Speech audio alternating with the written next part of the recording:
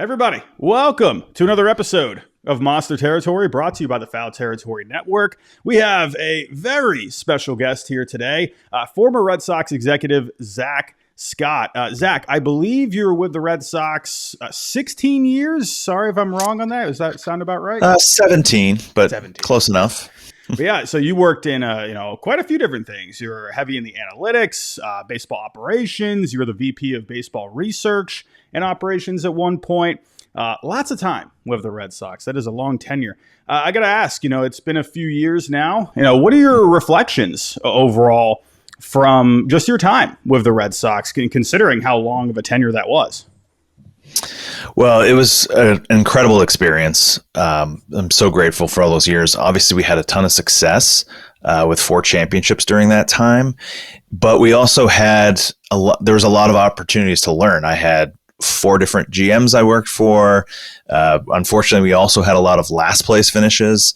So there were a lot of ups and downs. We had, I enjoyed being in a big market because you're always in the mix with all the different player pools. You can't sit anything out, so you have to be involved. So it was really fun. And, I kind of grew up in the industry. I started in my mid-20s, and really at that time under Theo Epstein, everyone was pretty much in their 20s and single and no children yet. And it was just a fun place to be and to grow and learn.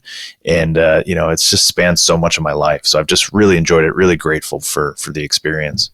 Yeah, what an incredible time there. I mean, like 17 years. I mean, that's, you see, so much turnover in the baseball world today. To be in one organization for that long, I mean, that's incredible. You look at, I think that's an underrated aspect of someone like Brian Cashman, where he's been in that role for, how long now? I mean, goodness, since '98, and even before he was with the Yankees at that point. So, yeah, incredible. But, looking at the Red Sox offseason, we'll touch on this real quick.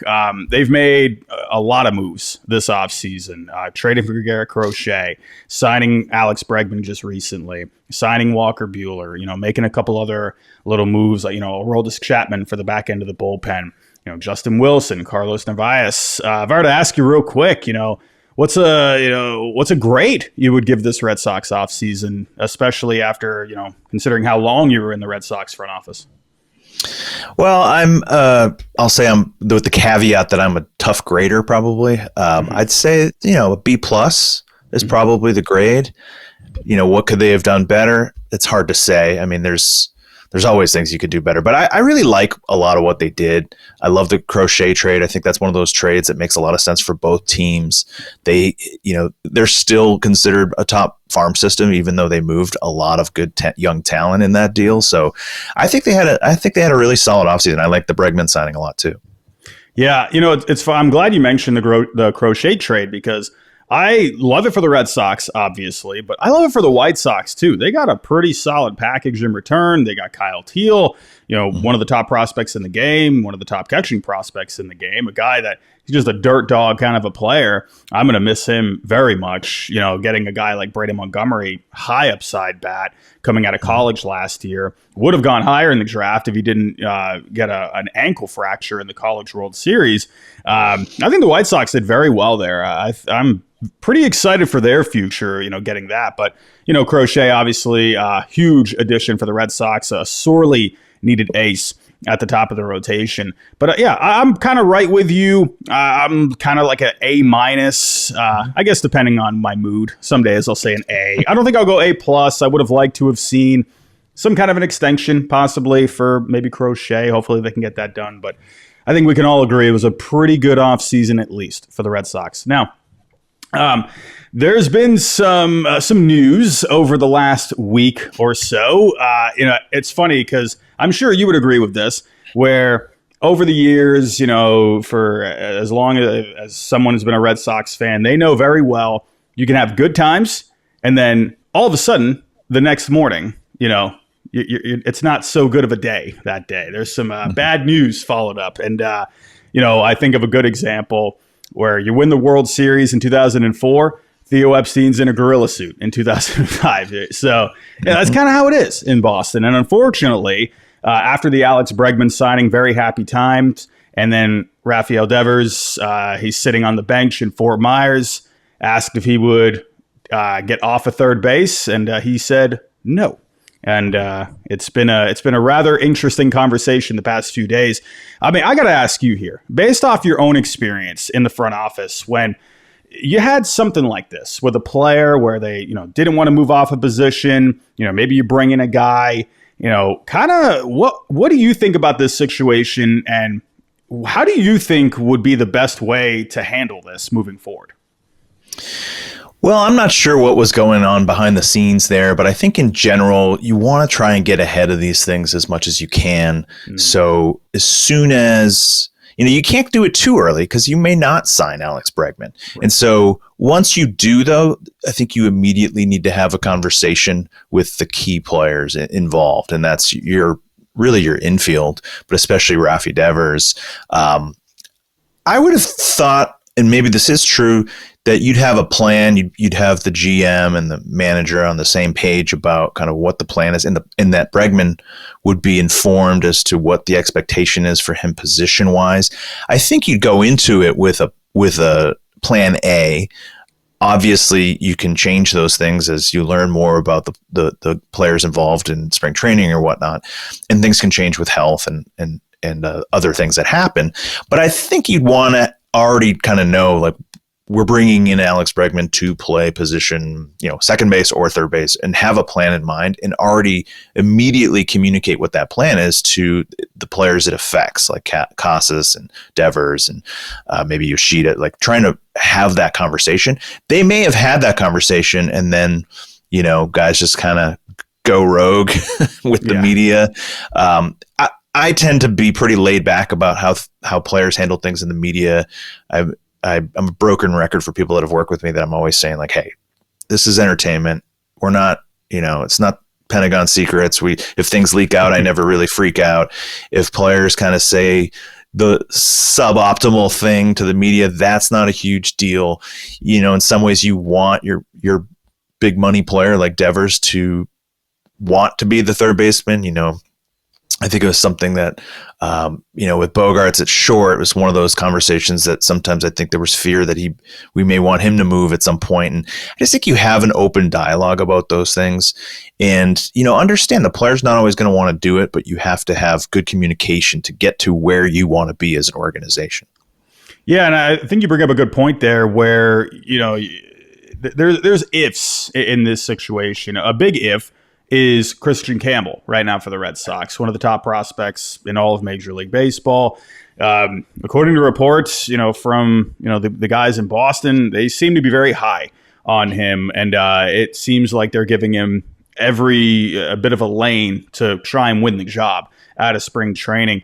If you were to kind of go into this, when you have a young player like that, even though you might think he's ready, do you feel like he really needs to, if you were in this situation, do you think he would really need to just knock your socks off? No pun intended there. But do you think he would have to have an incredible showing, in spring training, check off all the boxes to kind of, step in here to where you would cause that position change? Or do you think it would be better off for everyone involved to where maybe he goes down to AAA to start off the year, for a little bit of time and then come up when the time is right?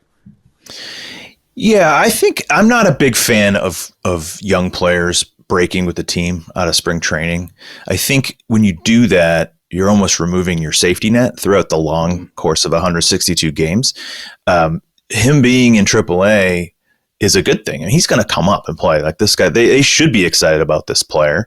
Obviously, they're trying to figure out what best position fits for him. And it sounds like, from what I understand, they're pretty positive about him being able to play second base, play the outfield, and think he'll work hard. He's got the right makeup to do it. So, that's not so much the issue. But if you look at it, he's really only had about 600 plate appearances in the minors, which is really low. I know he's a college guy. Dustin Pedroia had twice as many plate appearances in the minors before coming up, and he came up at a relatively quick, cycle. Mookie Betts was a high school player, so it's a little different, but he had twice as many plate appearances in the minors. So, I remember this kind of reminds me of 2013 spring training with Jackie Bradley, had a ridiculous spring training, and we were coming off a tough 2012. We brought in some, A-plus makeup character guys, brought in a bunch of free agents, trying to really change the culture in there. And then to have him play so well, and if he didn't make the team out of spring training, it would almost seem like be sending possibly the message to the clubhouse that we don't care about winning. We're not going to break camp with the best players. Now, we had an injury to David Ortiz, so that kind of what led to him coming up, and he obviously struggled right away, which is a cautionary tale on spring training performance, right? He had an outstanding spring, but he hadn't had that many plate appearances when he came up, so it probably wasn't ideal, but we did it because of messaging that we were saying, hey, it's important to win, and we're going to reward players that come out and perform. I don't think it really works usually that well. Now, Christian Campbell may be an exception to that, but I think the best outcome long term, meaning even just the long term of this season, beyond, not even talking beyond years, is to have him start probably in AAA, regardless of how well he performs in spring training, because you have, as Triston Casas said, you have grown men for those positions. You have guys that are very good players. I mean, you could be top 5 at third and second base with Devers and Bregman. So at each of those positions. So why not do that? And then you'll have this depth piece. Have him play the outfield and second base, play around the field in AAA, have him ready to go when you have a need that comes up, because you can't predict what needs you're going to have. There's going to be injuries, and you'll have him ready to go when the time's right. Yeah, that's kind of the way that's kind of where I'm at. I think the good thing here for the Red Sox is, like you said, they have that flexibility here to where you don't need to necessarily, put your pieces in place right away. And that's kind of the beautiful thing about baseball, is every single time it tends to work itself out usually in the end. Right. But I got to ask you, you were with the organization, I believe, at least a few years while Rafi was in the organization. What are your thoughts on him moving forward? Obviously he's had his struggles at third base over the years now. When you're looking at the advanced metrics, whether that's outs above average or fielding run value or, range, whatever it may be, he does not rank very well in those areas. During your time, did you guys have, these thoughts, these question marks when it came to Rafi long-term at third base? And if so, where do you think would be the best position for him or best spot for him moving forward? Yeah, that was definitely part of the conversation with him. It was, the weakest part of his game and the area where he needed to really work to improve. And I remember some conversations when we had, Rafi and Bogarts on the left side of our infield talking about at some point that may be the right side of our infield. And I think, at some point, he's very young still. He's 27 years old, 28 years old. Yeah. He's still pretty young. A defensive peak tends to be a little earlier. It tends to be in your mid-20s, so that does decline faster than your bat. But he's not a good defensive third baseman. And that's okay, because he's such a good offensive first baseman. Third baseman. He's probably still a top 3 third baseman in the game. But, for me, I do think of probably in the future the move is to first base. I think he could be an average first baseman defensively. And I think he's too young to move to DH. I don't think that's really ideal for him. I still think he'd be one of the top 5 first basemen in the game all around. So, I do think that's probably the future, but there's no need to do it right now. Yeah, it's that's actually been a talking point this offseason, because, Triston Casas, he was in the trade rumors at one point. He was on the trade block talking about the Mariners possibly being a destination. And people were thinking oh no, Rafi, he there's no way he should play first base. I mean, he's so bad at third. And I mean, my goodness, he's going to pull a hammy at first base or whatever. But I've always looked at it thinking, I think back to Kevin Youkilis, who was a better defender overall, but he was an average third baseman, but then he became a Gold Glove first baseman. And I think with Rafi, I kind of look at the way he moves around out of third base. He has a good arm as well. And I think he would fit fine at first base if that's the direction they ended up going, in the future. Who knows what happens, with Casas or maybe even Vlad Jr. next offseason. We'll have to wait and see. But it's going to be interesting moving forward with Rafi. But speaking of Casas, there were also some comments this past week where it actually seemed like people were, you started to see the flames come down a little bit with Rafi, and then all of a sudden Triston hops on the bench, and then the flames just reignited again. I got to ask you your thoughts on his comments. A lot of people out there saying, he's like coming off like he was the manager, right? Or coming off as the chief baseball officer. I think even someone in the media asked him, like, "Oh, are you the CBO or something like that?" From a front office perspective, you mentioned earlier, like, yes, you like these guys talking, but when it came to Triston's comments about, how he thinks the lineup should be, or what they should do organizationally. He was saying, like you brought up earlier in the grown men comment, where these guys should go down to the minors. Kind of like from a front office point of view, do you feel like maybe he went a little too far with that, or kind of where are you at with that? Yeah, I mean, you never, when you're in a market like Boston or New York where there's a lot of media attention, you really just don't want to have to deal with more noise. And so when Casas said that, my initial reaction was, oh man, like, just say that's not my job. That's the manager's job, and I'm just going to do it. But I don't think it's the end of the world. I don't understand when people get angry about that and start like, get rid of him. He's not a team player. If that's what people, how they respond, that doesn't make sense to me. He clearly is a quirky personality. There's some other things that have always obviously come up over the years, and that's okay. But again, it goes back to what I said at the top, which is being proactive and getting on the same page about your communication. They may have done that, and he may have just said what he wanted to say. But I do have some concerns with that, and with, some of the stories earlier talking about Bregman, and you'd hear that like, well, Breslow doesn't necessarily want him, but Cora and Sam Kennedy want him. Those are not great stories to be out there. Again, not the end of the world. It's baseball. It's entertainment. It's sports. But you start reading between the lines. I wonder what's going on. Like, why can we get on the same page? Is this something that, Craig being someone that's relatively new to this role and relatively new to front offices, maybe that's a learning experience where it's like, okay, I need to be more proactive in making sure we're all aligned on, even if we don't agree, we have alignment on what we're doing and how we want to approach things publicly with the players, and just have that dialogue and those conversations. That's why it's important to make sure you're talking, to keep an open lines of communication all the time. Yeah, I wanted to ask about that too, where, it seems like all off season and even coming into spring training, it seems like everyone wants to be successful. Everyone wants to win. Everyone wants to do the best they can. But it feels like I don't want to say too many cooks in the kitchen, but it feels like there's a lot of differing opinions going on. Was there ever a moment when you were with the Red Sox where it felt like things got, I don't want to say chaotic, but where it just felt like things weren't really on the same page? Well, I think in a competitive industry, especially in a place like Boston where you want to win all the time and you're spending a lot of money, it's high stakes, right? So you have highly competitive people that really want to succeed. And so it's always coming from a good place. It's coming from, we want to win. But, you got to just make sure, again, that word alignment is key. You don't always have agreement, and you don't want to have agreement. I think it's healthy to have, good, respectful debate and disagreement, but you want to keep it in-house because it's only going to cause distractions. So I think, making sure you kind of have those conversations where when there is a plan of what you're going to do, and it's coming from, whoever, if that's the chief baseball officer or whomever, it's okay. I respect that you disagree with me, but can I have your support on this as we move forward?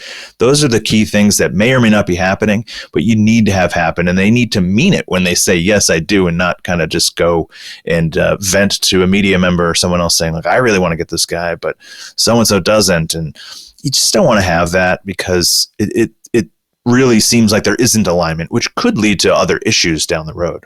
Hey, real nutrition has the power to make a real difference in people's lives. So let me talk about Orgain for a moment, please. The new 30-gram complete protein shakes really get you set up for pre or post-workout crats. And also, it tastes so damn good. Tastes too good. It tastes too good. I want to have a second one, because there's tons of protein shakes out there that taste terrible. This makes me feel like I'm getting a reward for my workout. Satisfy those cravings without any added sugar. All 9 essential amino acids, part of your ultra filtered protein shake. It's called Orgain. There are no quick fixes when it comes to your health. If you want more protein, give Orgain 30-gram protein shakes to try. Head to Orgain.com/FOUL30. Use code FOUL30 for 30% off your order. That's the best offer that you're going to find. It's from the FT fam. You got to use the code FOUL30 for 30% off. Give us a little shake on the way out, Kratz, so they know. Just a quick shake. Nice.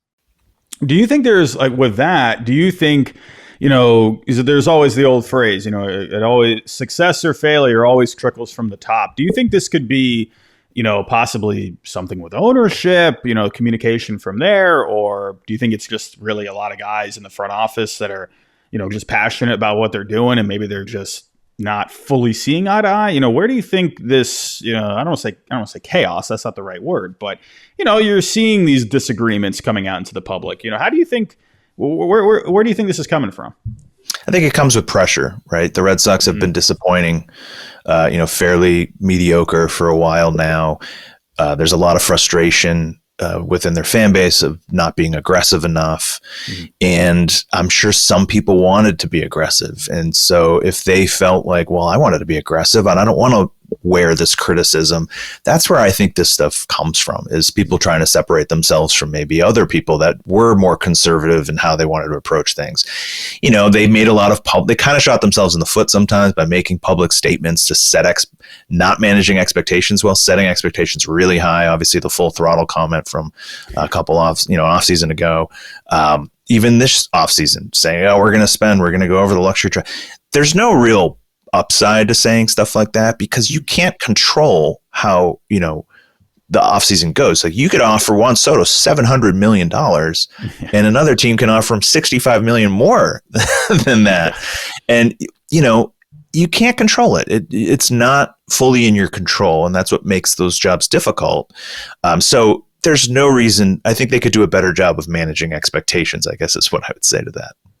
Yeah, I completely agree. And I want to also touch on that too, where, do you think that there's been a bit of a switch, a switch flipped this offseason where, it seems like they've turned the page at least a little bit when it comes to their aggressiveness. Do you think that, possibly came from, like you said, maybe the pressure from the public, or do you feel like maybe they just like where they're at as an organization, or maybe a little bit of both? What do you think caused that switch right there? Well, I don't know for sure. I would think the pressure had a lot to do with kind of getting over the finish line with some of the deals, like the Crochet trade being, I think that took a while. My understanding is that it took a while. And who knows what kind of forces push it over the edge. But when you hear the rhetoric that we've heard and some of the reports of disagreement, like to me that says there are other voices trying to push things forward. You also have the dynamic of Theo Epstein being back in the organization, him being very close with Sam Kennedy, him being someone that I obviously worked for and would say is on the more aggressive side of the spectrum. And that probably has something to do with it too.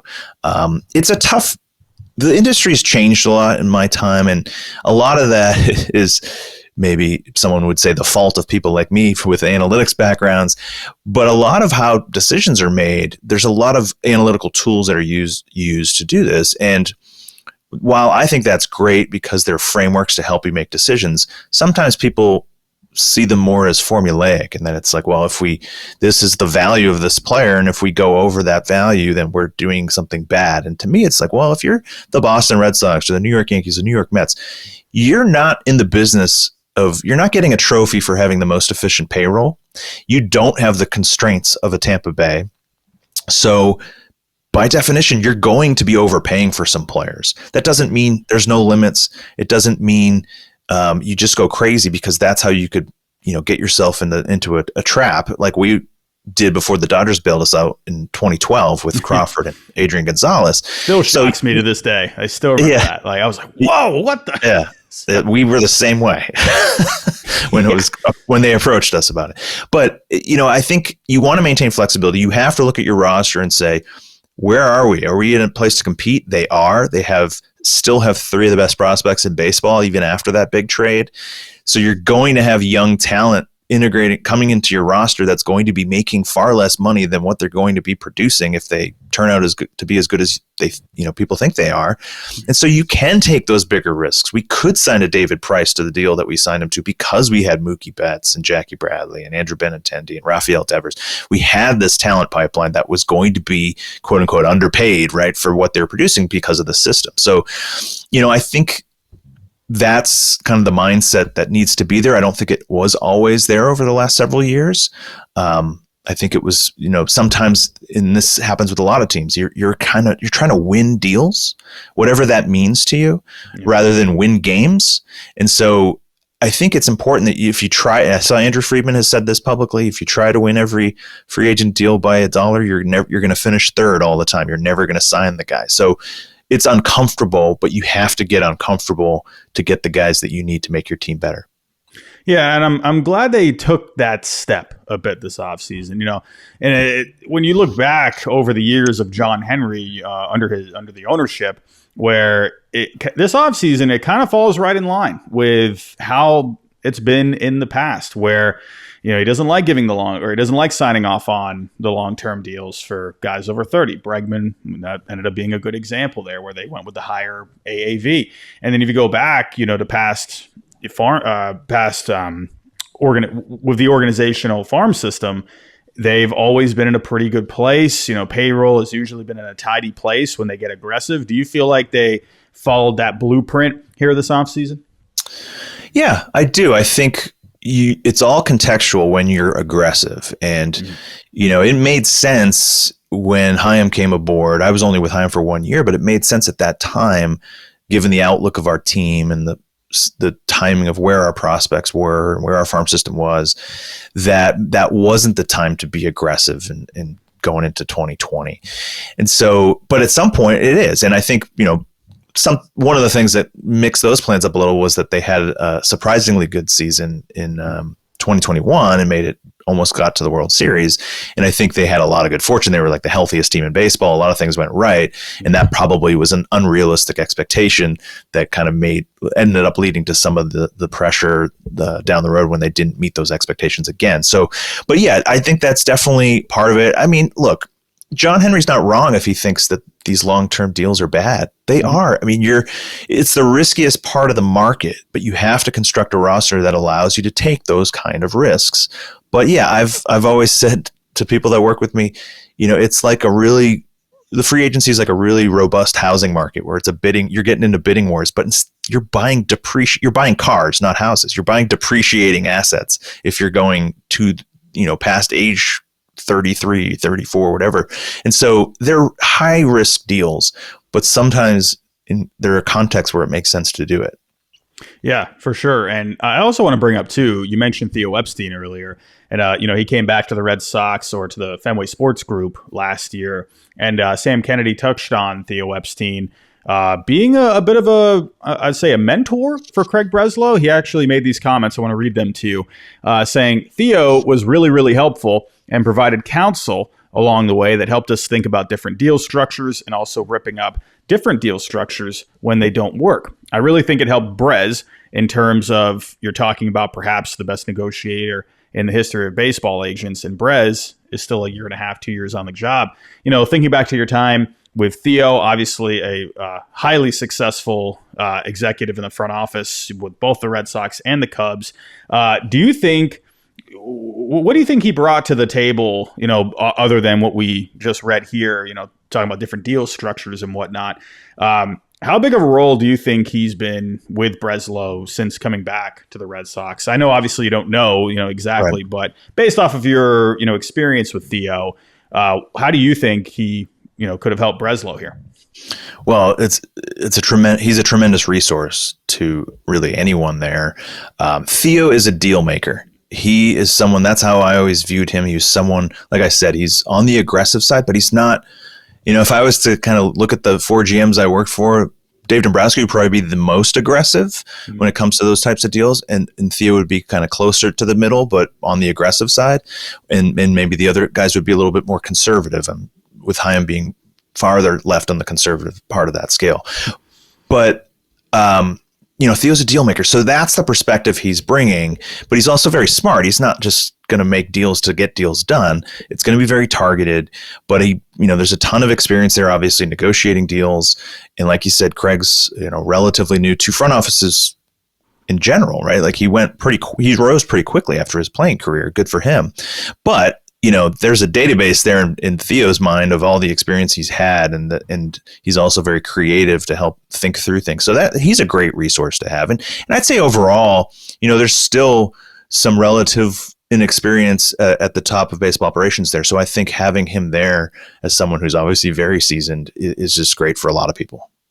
Yeah, for sure. And what I've been thinking with Craig, because he's so new, I've seen people say, oh, he's not doing enough, or, whatever it may be. But I've been kind of thinking here, going back the last year or so, obviously, it depends on where they're at aggressiveness wise, when it comes to pursuing these guys. But it kind of feels like, Theo coming back into the fold, it almost feels like he's, kind of nudged him a little bit. Would you say, Theo could have possibly gave him that insight to where, maybe don't hold back so much? Or do you think he was, a guy that could say to him like, hey, it's okay to be a little aggressive here? Yeah, I think he'd probably be more the latter, right? To push a little bit and say, hey, you can start getting into these 3-4 player trades and really start perseverating on player number 3 in that deal. And really what a lot of experienced GMs like Theo, like Dave Dombrowski will say, like, a lot of the players aren't going to work out, but there's going to be probably, who are the players that potentially impact stars, and focus on that. And then in the context of your current team and the farm system that you have, kind of look at it that way, because the Red Sox, when you have a top farm system and you have so many prospects, there's a surplus there, right? That's not just looking at each player in a vacuum. It's looking at it in context. And I think to be able to have someone there that can kind of give you that perspective to say, it's okay to be aggressive in this situation and not let, the third player in a deal be the thing that holds it up. I don't know if that's what happened, but I'd say that's an example of what I could see him doing, is to kind of give you that confidence to move forward. These are hard decisions. It's not like you're working in the accounting department at the Boston Red Sox where the team performance has really nothing to do with your job security. Other than Theo Epstein, maybe some other Hall of Fame executives, you know how your job ends when you're in that seat. You're going to lose it. Even Dave Dombrowski's been fired multiple times, and he will be a Hall of Fame executive. So you can't be afraid. And, Theo has always talked about the advice his father gave him when he got the job at age 28 was to be bold. And that is always something that's always stuck with me. It doesn't mean to be reckless. It means to be unafraid to do what you think is best for the organization, and not to care about what risk you put yourself in. You're always trying to do what's best for the organization, and sometimes you got to make some tough decisions.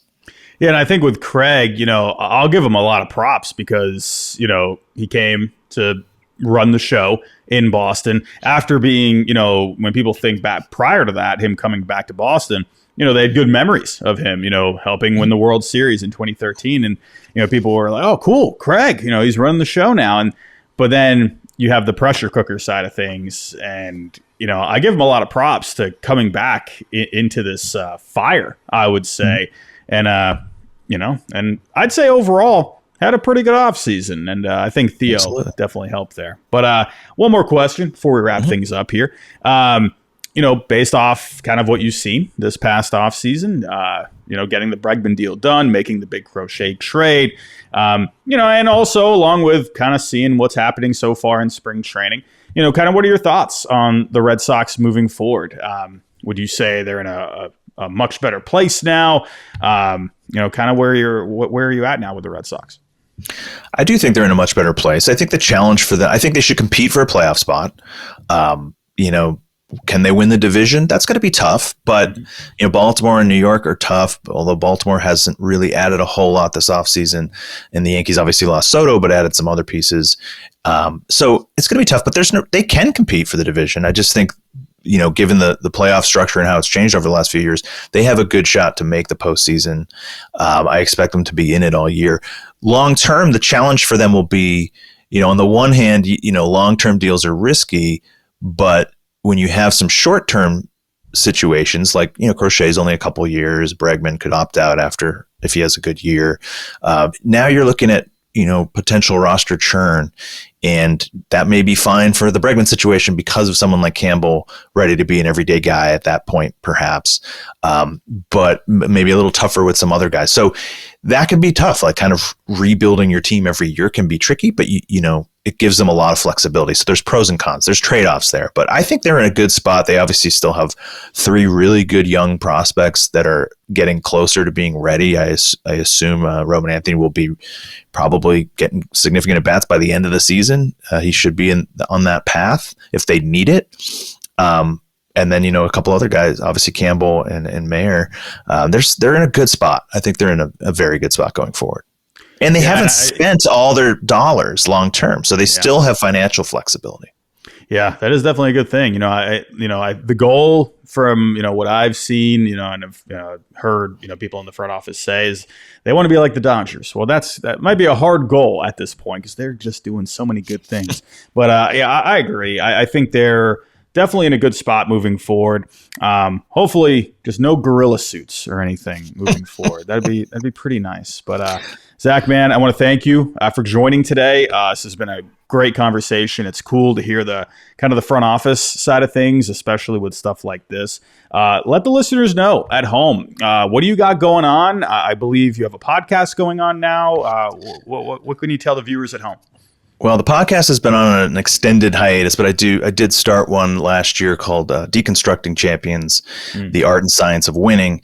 And I am going to get back to that. I'm actually working on kind of a bigger content strategy right now. But you can find me on all social media at Zack Scott Sports, really across every channel. And, other than that, I'm doing a lot of consulting at my company, 4 Ring Sports. And I've been recently started to do a lot of leadership coaching as well. Awesome. Well, hey, man, appreciate you coming on, and let's have some fun this season. Hopefully we can have some good things to talk about. And it should be a fun one.